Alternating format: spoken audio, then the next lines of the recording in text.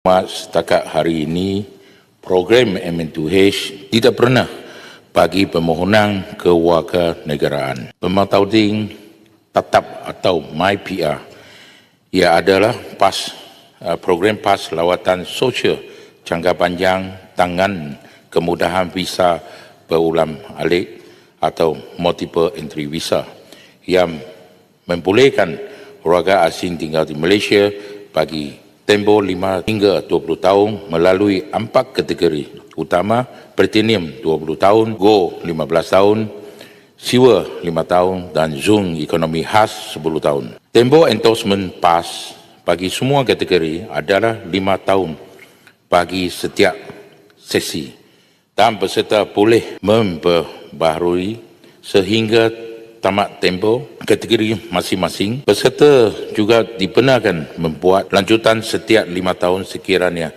masih berminat.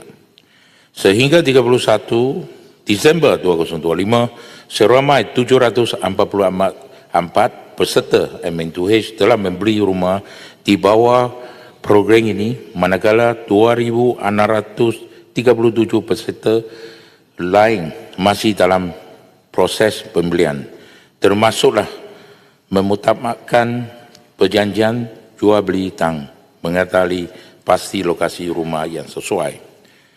Setakat jumlah pembelian rumah peserta program MN2H Tasa Baru mengikut negara sehingga 31 Disember 2025 adalah seperti berikut. Tuan Yang Dipertua, kalau boleh saya baca atas punya 10 negara. Lain-lain punya kalau itu saya bagi bertulis. Pasal atas semua tempat takat 50 negara. Silakan. 1. Daripada negeri China 304.